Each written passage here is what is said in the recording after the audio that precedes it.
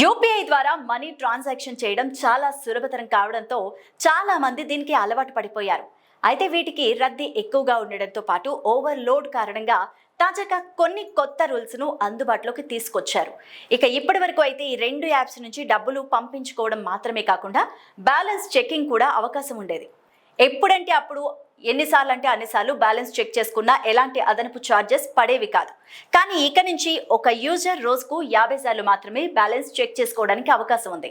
అంతకు మించి balance enquiry చేస్తే ఛార్జీలు పడే అవకాశం ఉంది. అయితే గతంలో ఒక ట్రాన్సాక్షన్ చేసిన తర్వాత బ్యాలెన్స్ చూపించేది కాదు, కానీ ఇప్పుడు ప్రతి ట్రాన్సాక్షన్ తర్వాత బ్యాలెన్స్ చూపిస్తూ ఉంటుంది. దీంతో చాలా వరకు బ్యాలెన్స్ ఎంక్వైరీ చేసే అవసరం ఉండకపోవచ్చు. ఇక కొంతమందికి చెల్లించాల్సిన గడువు తేదీ గుర్తుండకపోవచ్చు. దీంతో ఆటోపే ఏర్పాటు చేసుకుంటున్నారు. ఇది ఇప్పటివరకు అయితే ఏ సమయంలోనైనా ఆటోపే జరిగేది, కానీ ఇక నుంచి కొన్ని సమయాల్లో మాత్రమే ఆటోమేటిక్ బిల్లు పే జరుగుతుంది. ఉదయం 10 గంటలలోపు, రాత్రి 9:30 తర్వాత మాత్రమే జరుగుతాయి. ఎవరైనా బిల్లు చెల్లింపులు ఈ మధ్య కాలంలో ఏర్పాటు చేసుకుంటే వాటిని ఇతర సమయాల్లోకి మార్చుకోవాలి, లేదా గడువు తేదీకి ముందే చెల్లించడం వల్ల ఇలాంటి సమస్య రాదు.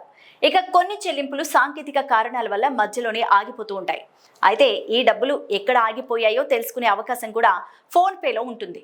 దీన్ని తెలుసుకోవడానికి రోజుకు 3 సార్లు మాత్రమే అవకాశం ఇస్తారు. ఇక ఇవి కూడా 90 సెకండ్ల గ్యాప్ తో చెక్ చేసుకోవాల్సి ఉంటుంది. ఇక ఈ రూల్స్ అన్ని ఆగస్టు 1 నుంచి అమల్లోకి రాబోతున్నాయి. అందువల్ల వినియోగదారులు వీటన్నిటిని దృష్టిలో ఉంచుకొని ఫోన్ పే ట్రాన్సాక్షన్స్ చేసుకోవాలి.